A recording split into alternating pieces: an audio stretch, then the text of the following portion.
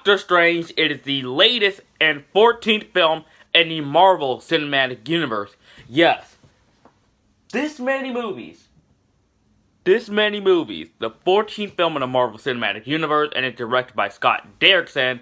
And the film stars Benedict Cumberbatch, Chiwetel Ejiofor, I'm sorry if I mispronounce his name, Tilda Swinton, Rachel McAdams, and Mads Mikkelsen. Now, this film is an origin story of Dr. Stephen Strange, who is a neurosurgeon. He's a very pompous, very arrogant guy who later gets into a car accident and his hands get broken and trying to find a cure for somebody to fix his hands. And then he goes out of the country and then meets the Ancient One to fix his hand, but later on she teaches him some magic stuff. And that's pretty much the plot of the film.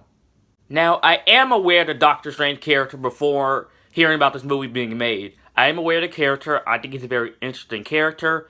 I think he plays a very important role in the Marvel Universe and its entire universe. And I have seen the animated Doctor Strange film back in 2007. So yeah, I have a little bit of knowledge about the Doctor Strange character before seeing this movie. And I do gotta say, after watching this movie, Doctor Strange was pretty, no pun intended, magical. I love Doctor Strange. It's not my favorite in the MCU, but it's pretty close. It gotta be like the top 10. It's in the top 10. And this film really is trippy. This is a mind-messing film. I watched this movie, I'm like, am I high right now? Because some of the scenes in this movie, which the visuals, I do gotta say, were pretty fan-freaking-tastic. This has to be the best CGI ever in a Marvel Cinematic Universe film. This is my opinion, but the visuals in this movie were just amazing. The best visuals and best CGI ever in the MCU film. And yeah, this is a mind-effing movie. This movie really reminds me a lot of The Matrix and Inception. I mean, some of the stuff with the buildings going all collapsing and stuff, going sideways, it's like, oh my god. After this movie, I just have to rest my head. I'm just like, this movie really messed up my brain. I even remember the Doctor Strange reference in Spider-Man 2, when J. Jonah Jameson was given like names for Doc Ock. As soon as his co-worker said Doctor Strange, and he said, that's perfect, but it's taken. That line always gets me. It always kind of ponder about that. Like, in Doctor Strange and Spider-Man in the same universe? Who knows? And I love how we're getting introduced to magic in the Marvel Cinematic Universe. I love how Marvel is expanding their universe. It doesn't have to be all superheroes and tight outfits and big armor, punching bad guys. No.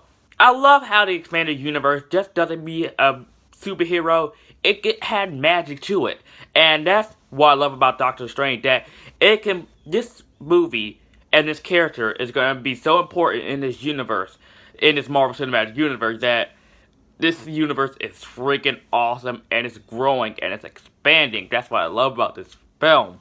And I'm kind of glad that they added this character in its film franchise, because it's really going to open a lot of doors. And already hearing that he's going to be in Avengers Infinity War, and it's going to be pretty cool when Doctor Strange interact with the other Avengers crew members. Can't wait for that 2018. And is it really necessary to talk about the casting in this film? Because it's perfect. The casting in this film is phenomenal.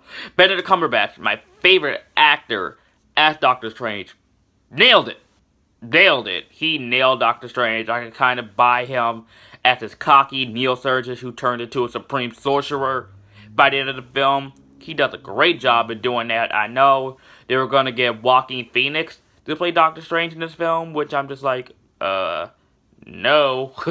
Not that I hate Joaquin Phoenix as an actor, it's just that I don't see him as Doctor Strange. And 2016 is the year of these actors who play comic book characters, and they're just born for the role. Like Ryan Reynolds as Deadpool, Batfleck, Tom Holland as Spider-Man, Chadwick Boseman as Black Panther, and Margot Robbie as Harley Quinn.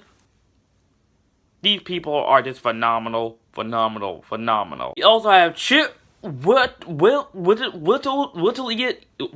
Ejiofor as Carl Mordo. He's also was pretty great as a role too. And Tilda Swinton, who her role got a lot of controversy as the Ancient One. I know the Ancient One was an Asian male in the comic books was an old Asian male guy in the comic books, but I don't really care about that because Tilda Swinton did a great job in this film. Rachel McAdams, who surprisingly was pretty good in this movie too, who was the love interest for Stephen Strange. She wasn't like the typical old damsel in distress in this film. She also did play an important part in this film, which was very cool as well. I like how women in comic book film, they play a very important part. And Benedict Wong as Wong, that's kind of funny. He was very funny in this film. I sort of like the dry humor he had in this movie. And another big props I could get to this movie was the humor was necessary, it was needed, but it had to be humor in it, and it had to, when it's time for action, it was time for action, and when it was time for comedy, it was time for comedy, and the final act of this movie was nothing like anything you see in any of the MCU films. Watch this movie and you'll see what I'm talking about. See this movie in 3D as well, because I watched this movie in IMAX last night, which I'm like, oh my god, my head was hurting. Wow, not in a bad way, but the visual was freaking great. Freaking great. Do I have problems with the movie? Yes. I felt like this movie was a bit too short for me. Just for me, this movie is an hour 55 minutes.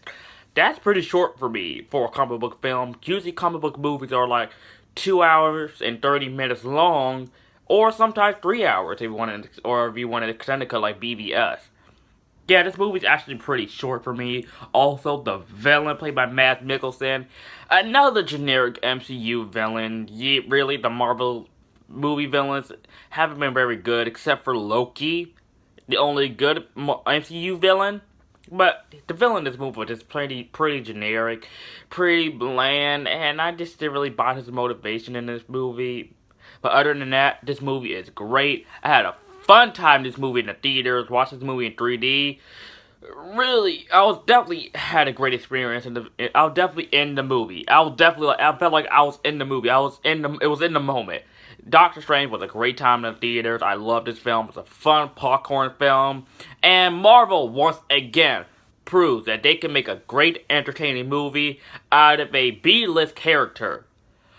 But when it comes to DC, yeah, Marvel has a better track record than you, DC. Just saying. Like, you gotta really improve your films. But Wonder Woman looks great, though.